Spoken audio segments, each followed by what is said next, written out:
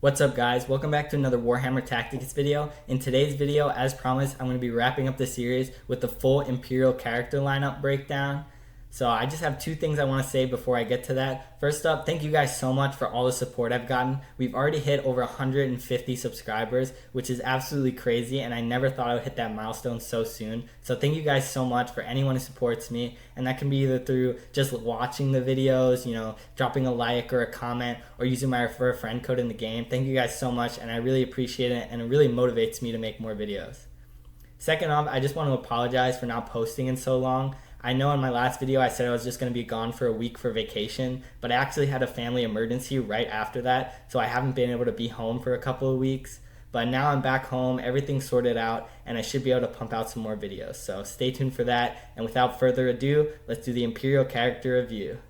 Alright, so let's just jump right into it with our first faction, the Adeptus Sororitas. They all have the passive trait Act of Faith, so they get increased crit chance and damage every time an friendly Imperial unit either kills an enemy or dies, and this also includes Imperial summons, which is super useful. This effect resets every time they crit, so it's not perpetual, but it's still really amazing. Our first character is Vindicta. Her passive ability makes it so that she does an AoE fire attack whenever she attacks an enemy, and her active ability basically just lets her attack twice in the same turn. Overall, Vindicta is a pretty solid unit. She's really good for flame damage, and I end up using her a lot to complete missions for hero release events and legendary release events that either require flame damage or for killing enemies. It's really useful against things like scarabs, especially in the Indominus campaign, because you can set them all on fire and do a ton of multi-hit damage to them at once. But overall, Vindicta herself is not the most useful character. She does have some niche uses in some different game modes. Mostly I would say she's good for cleaning up summons and clearing up scarabs in the campaign, but otherwise she's an okay unit, and I wouldn't really recommend investing in her too much. Our next unit is going to be Isabella, and if you saw my top 10 list, you know that this character is amazing. She's a healer, and her passive ability makes it so that when adjacent friendly units take damage, they get immediately healed. Her active ability is a revive, which is super useful in game modes like campaign, where you can kind of cheese out some 3-stars by letting a weaker unit die at the beginning and then reviving him right before you kill the last enemy. Isabella is an insane unit. She's the best healer in the entire game, and units that are next to him can be pretty much invincible. She has a lot of uses in game modes like Onslaught, as well as being one of the best characters in legendary release events. She really excels in longer type game modes. The only game mode I wouldn't say she's really useful in is she's not that great in PvP, but she can still be used to some effectiveness, and she's not really that good in guild raids, as that's all about pumping out the most damage as possible, and she's more of a defensive unit. But overall, Isabella's an amazing unit. She has a ton of different uses, especially in longer form game modes like wave-based game modes, Onslaught, legendary release events, and is a key character in those events, and she will help you progress so much. If you're trying to unlock a new legendary character and you have this guy, I would definitely recommend focusing on her as much as possible, especially her passive ability. Our next character is Morven Val. She's an Imperial mechanical unit, so she's not useful next to Isabella and won't get any heals from her. Her passive ability is basically a weaker form of Malleus's passive, where she does some melee splash damage when she attacks and defeats an enemy. Her active ability is just a big, strong AoE that bombards the enemy. Overall, Morven Val is not the best character. I'd say she's probably the weakest, or one of the weakest legendaries right now. She just doesn't really do anything. Her passive ability is super weak and doesn't pump out damage like you think it might with characters like Malleus. And her active ability is really good at lower levels. I remember when I first started the game and I pulled this guy, I thought she was amazing because she was super useful in Arena, where I could just pretty much nuke the entire enemy team in the first turn. But as you progress and as you level this up, it doesn't scale as well as you might think it would, and towards the later levels and higher stages of the game, it won't really be able to kill any enemies when you use it, so it's not that great. Overall, if you have this guy, I can't really recommend focusing on her. She has a couple of uses, like she has some fringe, characteristics that she does in legendary release events, just because she has weird typing, being mechanical, Imperial, and a big target and stuff. But overall, she's not the greatest character, and I wouldn't recommend focusing much resources on her. Our next character is Roswitha.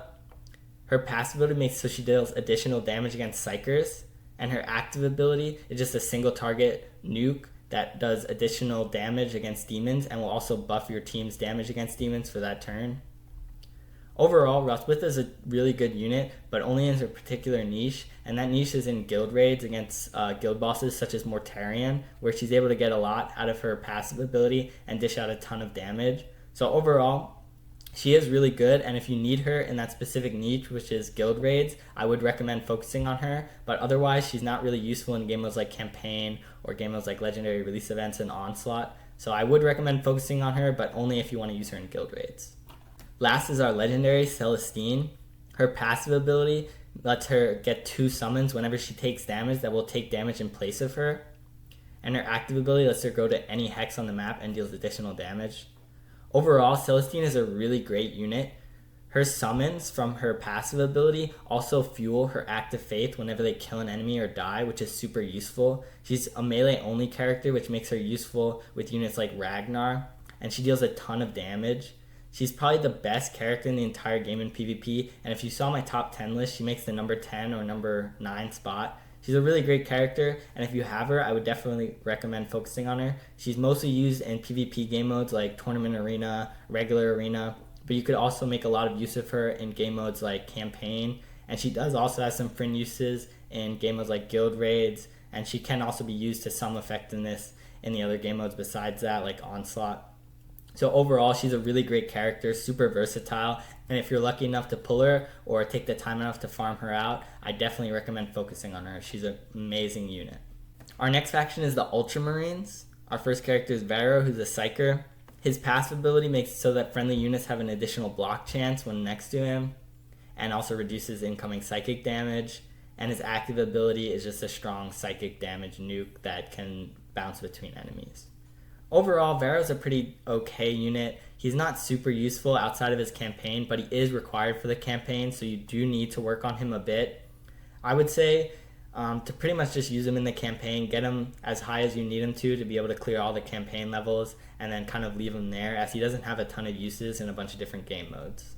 Next we have Certus, who's also required for the campaign. His passive ability makes it so that range attacks are reduced damage.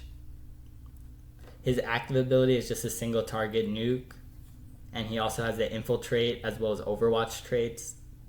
Overall, Certus is a decent unit.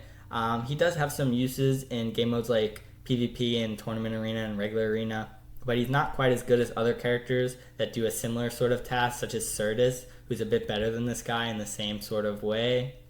I would say, same as Varo, focus on him enough that you're able to clear all the campaigns and get all your use out of him, and then kind of leave him there, as he's not super useful in many other different game modes besides the campaign. Next we have Bellator, and this guy is absolutely amazing. He's the main carry for the Imperial campaigns, pretty much all of them, so I would focus on this guy as much as you can. His active ability gives you a ton of interceptor summons, and his passive, when he's adjacent to them, they will also attack, which is super useful in game modes like Guild Raids, stacked with units like Eldrion who buff damage, as you're able to dish out a ton of hits at once and stack up that additional damage to deal so much damage in a single turn. He's useful in pretty much every game mode. He has a lot of use in guild raids, especially against the Tyranid bosses. He's also really useful in game modes like Legendary Release Events, as he's super tanky and has a Mark 10 Gravis armor, so he's really good next to Isabella. He's also amazing for the campaign. He's a carry unit there, and he also can be used to some success in Arena to clear up the remaining enemies as the turns pass by. But overall, Bellator is just an insane unit. He's super strong. He will carry you in pretty much everything throughout this game, so I would focus on him, and I would focus him a lot higher than Varo and Certus, as he will be the one to carry you through that campaign. And I would focus the most on his active ability, so you can get his summons to be just as tanky as possible. Next up, we have Incisus, who's the Ultramarine healer. His passive ability makes so that whenever a non-mechanical unit dies next to him, he has a 90% chance to revive that unit unless they're overkilled. So this seems like a really good effect, but the caveat of them not being overkilled can really get in your way. This is pretty much the same effect that Malladus has, who's the Chaos Healer, except he doesn't have the caveat for when they're overkilled, because most of the time your units will get overkilled, so this won't trigger as much as you might initially think it will. and his active ability is just an AoE heal. And he's a healer, so he can heal someone each turn. Overall, Incisus is a pretty weak unit, but he does have some niches where he really shines, and that's because he's a one-shot piercing unit. This makes him super useful in a lot of tracks and legendary release events, and for most of those tracks, he's the only usable healer. So while you think this guy might be really bad, especially when compared to Isabella, he does has his fringe uses, but pretty much just in that game mode. Otherwise, I wouldn't really use this guy in any other game modes like the campaign or something. I think he'll mostly just hold you back. So overall, if you need him for a specific legendary release event track, then I would focus on him, but otherwise I'd kind of just leave him in the dust. Next we have Marneus Calgar, who's the legendary unit for this faction. He's super strong. He also has the Mark 10 Gravis trait, which makes him super useful in legendary release events like I talked with Bellator. He also is a damage buffer, which as I talked about in all my videos are super powerful in this game. And his active ability is a large AoE attack, which is useful if you're getting overwhelmed by units like Scarabs. So overall, Marneus Calgar is just an insane unit. He's great in every single game mode. He really shines in guild raids as he's a damage buffer, and damage buffers are insane in that game mode. He's also really useful in legendary release events and Onslaught as he has the Mark 10 Gravis trait, which makes him super tanky, especially when paired up with Isabella. And he does have some uses in PvP game modes as he's also a melee only character, which makes him useful with Ragnar. So overall, if you're lucky enough to get this guy or take the time to farm him out, I would focus on this guy a lot. He's super amazing. I would focus the most on his passive ability to just get the most bang for your buck with that damage buff, as that's super useful, especially in game modes like guild raids, and will help increase your damage numbers tenfold. Our next faction is the Astra Militarum, and our first character is Sybil Divine. She's a Psyker. Her passive ability makes it so that adjacent units starting their turn gain Infiltrate for that turn. Her active ability is just a Psychic Nuke, kind of similar to Varro. Overall, Sybil Divine is a pretty bad character. She does have some niche use in game modes like PvP and Tournament Arena and stuff because of her passive ability that gives your adjacent friendly units Infiltrate, which means they don't trigger Overwatch, which is super useful to get your more powerful tanky characters to have Infiltrate so they don't trigger Overwatch from really powerful PvP characters like Rivas or Calandus. But overall, she is required for the campaign, so you do have to get her up a bit if you want to clear the Falakidia Mirror. But she is a pretty weak unit, and she doesn't really have any uses outside of the campaign besides some fringe, niche picks in PvP. So I wouldn't recommend focusing on this guy too much. Just get him to a level where you're able to beat the campaign and kind of leave her there. Next we have Commissar Yarrick. He's a really strong character. His active ability gives you 2 Cadian Guardsmen plus an additional one for each defeated friendly unit. Overall, he also has their Resilient trait. Overall, he's a really useful character. He sees a lot of uses in game modes like legendary release events, especially when paired up with Isabella, as his Resilient trait, which doesn't let him go to less than 1 health when he initially would die, is super useful paired with Isabella because she can immediately heal him back up after he hits that 1 health. He's just kind of a general, good Imperial unit. You can slot him into a bunch of different teams. He's not too integral to any teams in the game, but he is a decent pick for anything. So he's kind of just like a catch-all unit. His summons are useful. They're really good when paired with units like Celestine, as she gets buffs when either those units kill somebody or they die. And they're pretty squishy, so they will die pretty quick. And if you get able to pump out 4 of them, and they all team together to kill one enemy and then die, you're able to pump up that Act of Faith a lot. So he does have some uses, but he's not the most important character. As I said in my beginner's guide, if you want to buy one of the starter packs, I would recommend waiting for his to expire so you could buy Isabella's instead. But he is a great Imperial character. I've used him a lot just to help me through some of the Imperial campaigns, and you could use him in the Imperial campaigns to great effect. So he is decent, and I do recommend focusing on him if you have him. Next we have Cutscoden. He's a big target character. He's also really tanky as he has 2 defense items. His passive ability makes so that he does additional melee damage if he moved in contact with the enemy. And his active ability is just an AoE nuke. Overall, Cutscoden's a pretty decent character. Kind of the same with Yarick. I don't think he's quite as good as Yarick, but he doesn't really have any particular game mode where he's the best, but he can just be slotted into a lot of teams. He is required for the campaign, which Yarick is not, so I do definitely recommend focusing on him enough to be able to clear the campaigns, but it's kind of up to you with what you do with him then. If you really like him and find a lot of use for him, you can get him higher and you will see some decent returns, but if you don't, he's not really someone you're going to be missing out on too much. Next up is Thaddeus Noble, and if you saw my top 10, as I said with some of the other characters, he's an amazing character, kind of similar to Yarick, but I would say a little bit more useful. He's not the best in any particular game mode, but he does have a bunch of different uses and can be slotted into pretty much any team in any game mode, which makes him a super versatile character. He's also required for the campaign and pretty much the main carry for his own campaign, which already makes him really important. His passive ability gives additional damage to units with heavy weapon trait. Particularly this is useful with Mugen Ra, who's the best ranged damage dealer in the game. So in guild raids, him paired up with Mugen Ra can deal a ton of damage at once, which is super useful. And his active ability is just a AoE that you can you could use to any hex on the battlefield, which is super useful, and it gets more accurate as the turns go by. So if you use it the first turn in games like PvP, you can get lucky and snipe out one of the enemy's units. And if you use it in the later rounds, you're guaranteed to probably get a kill. So overall, Thaddeus is just super useful and a versatile character. He's great in PvP. He's one of the best characters in tournament arena and regular arena for shutting down units that use Overwatch, as he has suppressive fire, which takes that unit out of the Overwatch, and he also has good range with his ranged attacks and can fire over obstacles. So he's one of the best characters for knocking Rivas and Calandus out of their Overwatch and dealing a ton of damage to them. He's also really great in the campaign, as I already said. The only game mode where he's not really the best is game modes like Onslaught and Legendary Release events, as he doesn't have any summons and doesn't really have a ton of survivability. He's more of a glass cannon. But otherwise, he's a great character, good in guild raids, good pretty much anywhere you want to use him, and I definitely recommend focusing on him for the campaign and beyond. Our last Astra Militarum character is the legendary Castellan Creed. His passive ability makes so when he's first targeted, he gets a super powerful summon, and then whenever he's attacked, he'll switch places with that summon.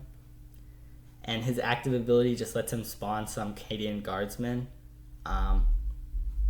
Overall, Castellan Creed is really useful in combination with Yarick. On his own, he's still a decent, character, as he's able to mitigate damage with his summons and keep swapping places with Krell, which makes him kind of difficult to deal with, especially in game modes like PvP, but also in game modes like Campaign, where he has a lot of survivability and can stay alive till the later rounds. His active ability is great. It's just a summoning ability, pretty much the same as Commissar Yarick, and them two paired together is super useful. So overall, Castellan Creed is a decent character. Most of the Astra Militarum units aren't like the best in any particular thing, but are just decent units that you can slot into pretty much every team besides Sybil. This guy in particular, though, I definitely recommend taking him alongside Yarick, and that could be a super great combination in the campaign, in PvP, even in Onslaught and Legendary Release events, as they're able to mitigate some damage, pump out a ton of summons to keep the enemy numbers down and survive into the later rounds. So overall, pretty decent character. If you're farming this guy out, I don't think he's the best legendary, so I wouldn't really take the time to farm him, but if you're lucky enough to pull him, I would definitely focus on him, and you could see a lot of uses in games like Campaign and PvP, as I already said. So alright, so moving right along, we have our next faction, the Space Wolves. Our first character is Ulf. His passive ability makes so whenever a summon moves to or is summoned adjacent to him, he'll immediately attack that enemy. He'll also do this if you use an active ability while next to him. And his active ability is just a melee nuke, pretty good. Overall, Ulf is a really great character. He is a melee only character, so he works great with Ragnar, and he has a lot of uses in guild raids against bosses that either summon enemies or use active abilities when right next to him. You could park Ulf next to them, and he could just bop him on the head and do a ton of damage over time. He's also amazing in game modes like PvP, especially in like tournament arena and stuff. A lot of people don't really know exactly what he does, so they'll go next to him and either use an active ability. He's also great for crushing summoners and keeping the summons down in PvP against things like Abraxas. So overall, he's a great unit. He's pretty tanky as well. He can survive into those later rounds. You can get a ton of value over time with his passive ability, especially against summoners and especially against melee active abilities. If he's the last character and they want to use their active ability, they're just not going to be able to because he takes so much damage from his passive. It's actually insane. So yeah, he's a really great character. A little bit niche, has some uses in guild raids, also has a lot of use in PvP, but not integral to anything like campaign or legendary release events or progressing, things like that. So if you have this guy and you want to use him in PvP or test him out in guild raids, I would definitely recommend doing it, as your investment's not going to be wasted, but he's not like an integral character. Next is Tjark. He has the Infiltrate trait. His passive ability gives him additional damage against Psychers, and his active ability is a bit of a weird ability. It lets him swap places with an enemy and deal some damage to them. Overall, Tjark is a kind of a weird unit. I haven't really found too much use for him, but there's a lot of people who swear by him that he's really amazing. Me personally, I don't really see it. I think he can be useful in game modes like Tournament Arena, where it's more strategic based and you could use his active ability to a greater effect, but I don't really see him being useful in pretty much any other game mode. So overall for me, I would say pass on this guy. But if you really think he's great and you want to experiment with him and like the tactics behind it, he can have some uses in Tournament Arena, so you can get him to whatever threshold you fight at, like uncommon or rare, and then keep him there. But other than that, not really too useful, and I wouldn't recommend focusing on this guy. Our next character is Arjak, and he has the traits Terminator Armor and Resilient, which makes him super tanky. He also has Deep Strike, similar to Angrax. His passive ability gives him additional block chance, and also increases the block chance when his health goes below 35%. And his active ability is just a melee stun, which can be super useful, and it will deal more damage the more enemies that have been defeated in the battle. Overall, Arjak is a pretty weird unit, but he also does have some uses, and I've personally seen him shine a lot in game modes like Tournament Arena. As the turns go by and he gets lower in health, he's so tanky. I've faced against him before with like 5 of my units alive and be thinking that I'm totally winning this battle just to get destroyed by him, him blocking pretty much all of my attacks and dealing a ton of damage with his active and just whittling me down over time until I actually lost. So he does seem pretty useful in games like Tournament Arena. In regular arena, you don't really want to have to take that much time to do the battles, so I don't think he's really useful there. He's also not great in, he's not great in the campaign. You could probably use him there to some effect, but he also doesn't have any use in guild raids. But he does have some use in legendary release events, just like with all the other tanky Imperial characters. I don't think he's quite as good as the Mark 10 Gravis armor units, as they just take so little damage, which is super useful with Isabella. His passive is more about him getting the lower health, and then he takes less damage. But if Isabella just keeps healing him up, he's never going to get to that point.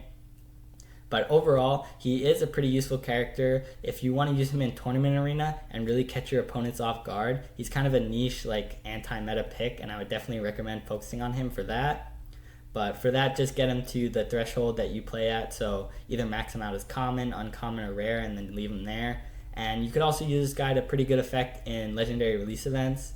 The only thing is that Imperial characters are less useful in those events because there's always a no Imperial track. Meanwhile, for the other sections, usually there's no of the specific like no Death Guard or no Tyranids.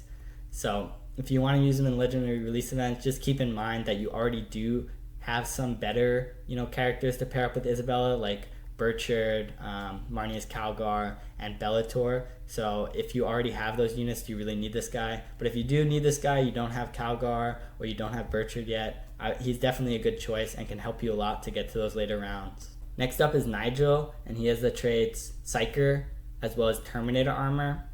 This does make him a bit tankier, but overall I would say Terminator Armor is probably the weakest of the tanky passes you can have and isn't really as good as things like Resilient or Mark 10 Gravis. His passive ability gives him additional damage for each hex that's covered with ice, and his active ability is just a psychic AoE nuke. So overall, he's an okay character. I don't really recommend focusing on him as he's not a required campaign character and he doesn't really shine in any particular game mode. If you pump him up high enough, he can probably be alright, But as I said, he's not the best character in any game mode, and you don't need him for any campaigns. So I'd kind of just leave this guy as is until maybe in the future he gets a buff or gets more support with other characters that use ice hexes that'll make him a little better. Last and definitely not least, we have Ragnar Blackmane. This guy is absolutely insane. His passive ability makes so if he comes in contact with his melee target, he gets an additional hit and bonus crit damage.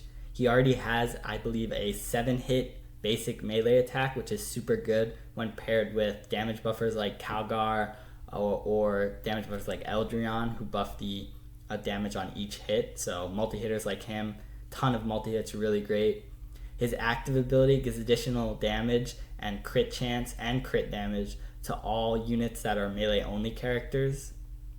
So this includes characters like Celestine, Jane Czar, Marnius Calgar, Bellator being the main one, and this makes him the best character in the entire game, in my opinion, in both tournament arena as well as guild raids. There's an entire team centered around him in guild raids, the melee only team, where you pair him up with damage buffers like Calgar and Eldrion, as well as units like Bellator, and you could use other melee only characters like Celestine. You could also use Anshi, which is able to reset his active ability, and you basically just get him next to the enemy, use his active ability, dish out, pump out all your Bellator summons, and deal a ton of melee only damage in a single turn. And then with Anshi, you could reset his active and do that whole thing again, which is super awesome. He's also great in tournament arena, as some of the best units in that game mode already are melee only, such as Jane Czar, who has infiltrate and is melee only and does a ton of damage. Also, Celestine, who I already talked about being so great, is melee only. Paired with characters like that in tournament arena, you could use his active ability and then pretty much be able to one-shot all the enemies with your melee only characters, which is super insane.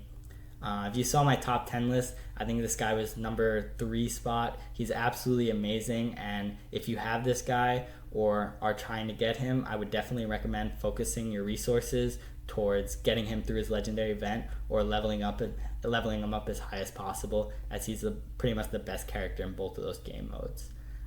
If you guys want, I can make a video soon. I believe Ragnar's event is coming back, not the next one. The next one's going to be Karn the Betrayer, but after that, Ragnar's event should be back for the 3rd and last time. So it's pretty much your last time to get this guy. If you want, I'll make a guide going through the Tacticus Planner app and showing you some of the best characters and teams for that event and who you should be focusing on. So if you want that video, stay tuned. I'll make it soon, and if you want me to hurry up with it, drop a comment that you're looking forward to that video, and I'll put it on the priority list. Our next faction is the Black Templars. Our first unit is God's Will. His passive ability makes so that after moving, he immediately will deal power damage to an adjacent enemy and reduce that enemy's armor. And his active ability is just a big melee single target hit that pushes the enemy back and stuns the enemy, and then he will move into that vacated hex. Overall, God's Will is a great unit in PvP game modes like Tournament Arena. He's just really tanky and deals a ton of single target damage, so he can just pretty much one-shot a lot of your opponent's enemies if he's able to get next to them. And he is able to get next to them usually because he has a rapid assault trait, which gives him additional movement. He's also required for the campaign, so that already makes him useful. So I would say if you're going to focus on this guy, get him to whatever bracket you are in Tournament Arena, and at least high enough that you're able to clear the campaign, and kind of leave him there, as he doesn't really have many uses outside of those 2 game modes, but he is really great in both of those. Next up is Brother Bertrand. He has the Mark 10 Gravis trait, which I already talked about as being super strong. His passive ability makes it so that his ranged attacks deal AoE damage, which is great for killing multiple enemies at once, and his active ability is just a big AoE nuke, which is always useful. Overall, Brother Bertrand is just an amazing character. He has a ton of different uses. He has a Mark 10 Gravis trait, as well as being able to kill multiple enemies with his basic attack per turn, which makes him an awesome unit in legendary release events, particularly with units like Isabella, as he's able to be super tanky and get those heals. But I've already said that so many times, I don't want to beat the dead horse, but this guy is really good. He's also the main carry for his own campaign, so you definitely need to focus on him for that. Otherwise, he can be used in some PvP game modes just because he has a suppressive fire trait. He's not quite as good as Thaddeus, but it's there, so if you don't have Thaddeus, he could be a decent substitute. And yeah, he's great. He's an awesome character. He's super tanky. He has really good survivability, and it's great in game modes, especially shines in the campaign, onslaught, legendary release events. So if you need him for that, I would definitely focus on him. Definitely get him at least high enough to be able to clear the campaign, and he's the main carry, so that's going to be pretty high, especially in the elite campaigns. But yeah, just a great unit. Definitely recommend this guy. He doesn't quite make the top 10 list for me, but he was definitely one of my runner-ups. Next up is Ancient Thoriad. His passive ability gives friendly units an additional hit with their melee attack, and his active ability makes it so that friendly units take -% damage until the start of the next turn. Overall, he's a pretty decent unit. He's required for his campaign, so I recommend getting him at least high enough for that. But otherwise, he doesn't really shine too much in any particular game mode. It's just that the meta isn't really, that adapted to him, because his passive ability is really strong, but the main thing in this game right now is multi-hits, especially with units like Ragnar and all the damage buffers. So where his passive would really shine is giving, really strong single-hit characters an additional hit with their melee attack, but there isn't really many of those in the meta right now, so he's kind of on the back burner. But I do think that he can be a lot better in the future if the meta kind of shifts more towards single target, that he might become a key player then. But right now he's not that great, and I would just recommend getting him high enough to be able to beat the campaign. Next we have Brother Jaeger. He has a parry trait which reduces melee multi-hits by 1, which is super good. His passive ability makes so whenever he's attacked in melee, he'll immediately attack the enemy before he takes damage, which is amazing. And his active ability is a taunt that lets him deal additional damage and take less damage from the taunted target. Overall, Brother Jaeger is a really great unit. He's my most wanted character right now. I really like this guy. Also, he just looks so awesome. So I do really hope to get this guy soon. I have been farming some of the shards for him. But where he really shines is in game modes like Onslaught and Legendary Release events with his passive ability. Every time he's attacked, he'll immediately attack back before taking any damage. This 1 makes him super tanky if he's able to kill the enemies before they deal damage to him, and 2 lets him kill a ton of enemies during the opponent's turn, which is super good in those longer form game modes. So yeah, if you're lucky enough to have this guy, I would definitely recommend getting him up a bit, focusing on his passive, and he's also pretty decent in the campaigns. You just want to have him, with a healer in case he's not able to kill the enemies, or have his passive high enough that he'll no matter what be able to one-shot the enemy so he doesn't take too much damage. But yeah, great character. Definitely recommend focusing on this guy. He's not required for the campaign, so I wouldn't rush to getting this guy super fast until you have all those characters unlocked, but he is really good, and I really hope I get him. Last, we got the legendary High Marshal Helbrecht. His passive ability gives him an additional movement when there's a Psyker on the battlefield, and also deals additional damage in melee against Psykers. His active ability makes friendly units within 2 hexes deal additional damage and get an additional pierce ratio in melee. He also has, I believe, a 5 or 6 hit melee attack.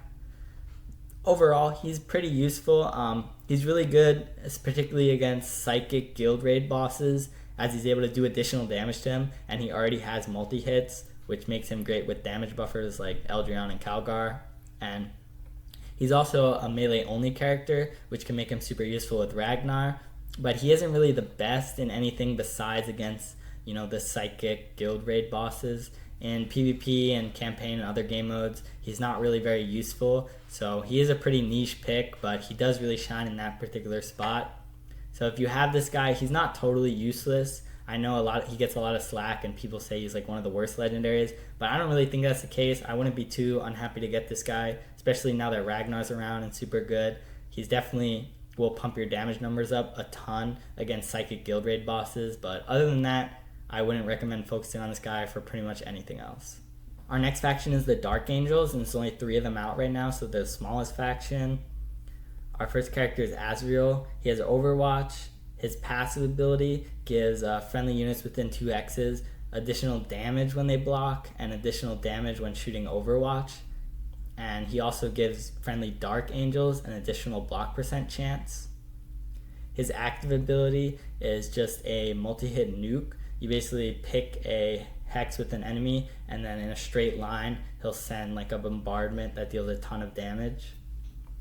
Overall, I think Azrael is kind of an underrated character. I know a lot of people say all the Dark Angels are just pretty much trash besides, one of them, which we'll look at soon.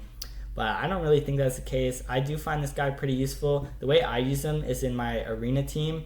Rivas is like my main arena carry, and I let him Overwatch kill most of the enemies. And Azrael's passive ability buffs Rivas Overwatch damage a little bit, which is nice. And then after Rivas, kills pretty much most of the enemies and maybe leaves one or two stragglers, Azrael's active ability I find is really strong. It does a ton of damage and can pretty much just kill any of the enemies left over.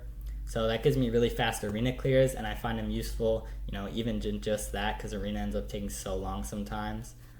He also does have some use in legendary release events. He's not the best character, but he's a single hit ranged attack and a multi-hit melee, which makes him just useful in a ton of different tracks. So he's not a great character in there, and he does have Overwatch, which is always, decent. So he's not a great character there, but he does, fulfill a lot of requirements. So if you have like a fourth slot and you need a fifth guy in one of your teams, he is a decent unit to slot in. He does reasonably well with Isabella. He's not super squishy, but he doesn't have any like tanky passives.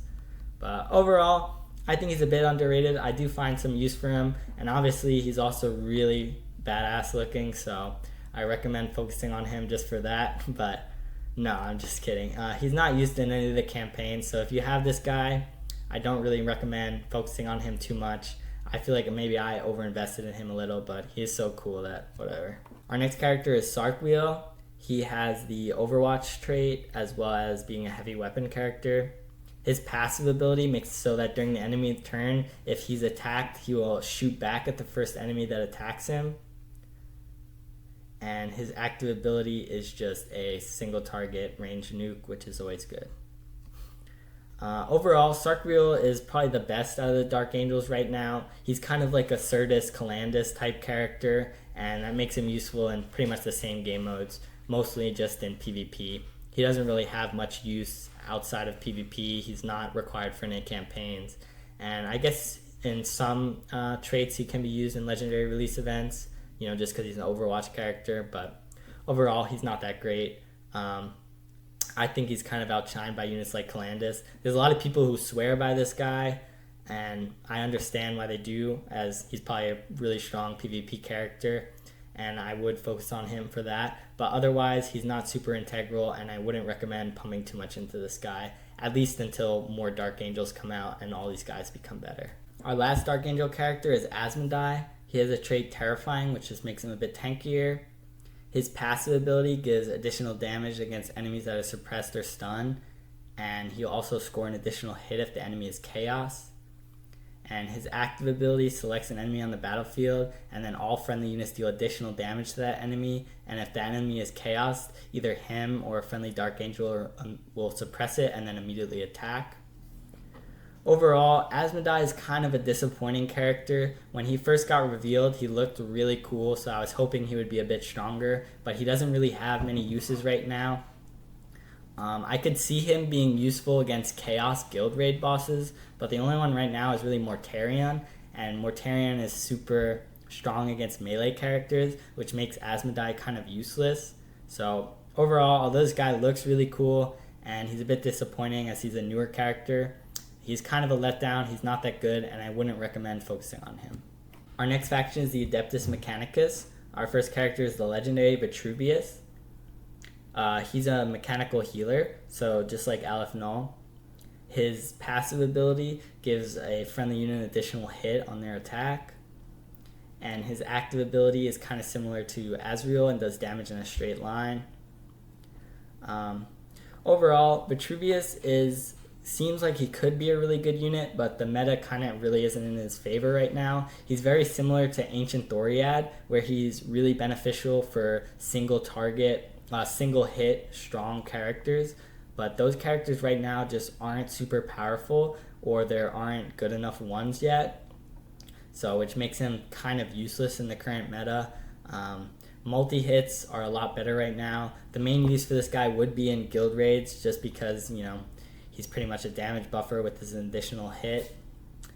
But the teams that are really good in guild raids right now are multi-hit teams with buffers such as Ragnar, Eldrion, and he doesn't really fit that bill. So eventually this guy might be really good, but right now he's not the greatest, so I wouldn't really recommend putting too much effort into him.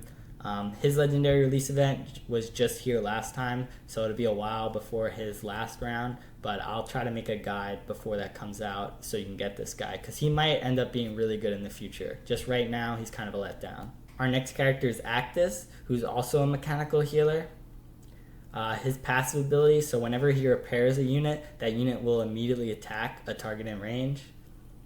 And his active ability is just an AoE heal. Overall, Actus is pretty good. He's probably the best mechanical healer besides maybe Aleph Null right now. And he pairs really good with the next AdMech unit we'll be looking at, which is Tangita. And he's also super useful in one of the meta guild raid teams, which is with Exetor Row. So overall, he's a really great supporting unit. He can also be used in other game modes like legendary release events, as he's a healer, and those are always super useful. So overall, he's a great unit. I would only recommend focusing on him if you're also planning on bringing up the other AdMech characters, as where he really shines is in the team with the two other characters we're about to look at now. Our next character is Tangita. His passive ability makes it whenever he attacks, he gets a summon, and his active ability lets him switch through two modes, where adjacent friendly mechanical units will either get additional armor or additional damage. Overall, Tangita is a great unit. He has a ton of different uses in a ton of different game modes. He has a single hit ranged attack, which makes him super useful in a lot of tracks and legendary release events. He's also a summoner, and he provides additional armor, which makes him super great there. He's also useful in game modes like the campaign, just because he can get out really tanky, strong summons to tank damage for your team. And he's also a new meta character in guild raids in the team with the next AdMech that we'll be talking about shortly. So overall, this guy is really good. I would say he's probably the most versatile of the AdMech characters in that he can be slotted into a ton of different teams and doesn't really need support. He really shines alongside the last character we looked at, which is Actus, as Actus is able to heal him and let him get 2 summons out per turn, which is super good. So overall, I definitely recommend focusing on this guy. And if you want to have some support with him, I'd recommend focusing on Actus as well, as those two are a really great combination and super useful in game modes like Guild Wars. The last character I'm going to take a look at is Exetor Row, and this guy is really taking over the meta right now. He has the traits Camouflage, Infiltrate, as well as Unstoppable. His passive ability makes it so whenever a friendly mechanical character attacks, he'll immediately attack that enemy if he's in range. And his active ability is just a melee attack that'll give all his attacks for that turn an additional 2 hits. This guy is super useful in guild raids. You want to pair him alongside other mechanical characters, particularly Tangita and Actus. These 3 make up the core of this team, as Exetor Row will attack whenever a mechanical unit does. So you'll have Tangita attack, get a summon, and then be reset by Actus, so attack again and get another summon, and those summons will also trigger Exetor Row's passive and let you do a ton of attacks in a single turn. Some other good support units for that team are units like Shosul, who is gets a bunch of mechanical summons, as well as Rivas, who's just a really great mechanical damage dealer and also gets 2 shield drones. You could also pair them with units like Eldrion as well as Calgar, just to buff Exetor's Row damage and get as much damage as possible out from his passive. He's also decent in PvP, as I talked about. He has the Camouflage, Infiltrate, and Unstoppable traits, which makes him a super mobile character, and when paired alongside a bunch of mechanical units, he can really wither down your enemies and kill a ton of enemies in a single turn if positioned right. But his main use is in that new Guild Raids team, which centers around those 3 AdMech characters. And if you're thinking of building that team, I would definitely recommend building up all 3, as him on his own is kind of useless. You need to have all 3 together to really get the full effect of that team. So yeah, overall, he's a really great character. I'm planning on focusing on him soon for my Guild Raids team, and he's just really amazing. You could also use him in other game modes with units like Aleph Null, who gets out a bunch of summons and can heal him up. But yeah, his main use is in Guild Raid, and he's a super strong character, so definitely don't sleep on this guy.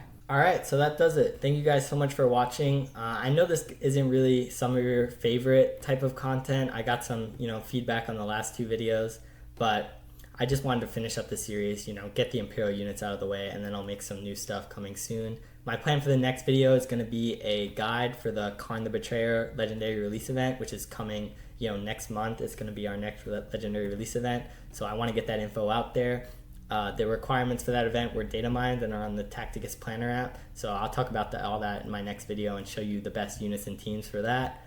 Otherwise, I just wanted to say, I really appreciate, all the comments and support. It's been a tough time lately, and it's so great to just, get so many positive comments and feedback, especially, as just starting this out. I had no idea, if people would even watch, but I really appreciate it. And if there's anything you guys want to see from me, I'm a small YouTuber. I read all the comments, I see, all the likes and dislikes. So anything you want, just drop a comment.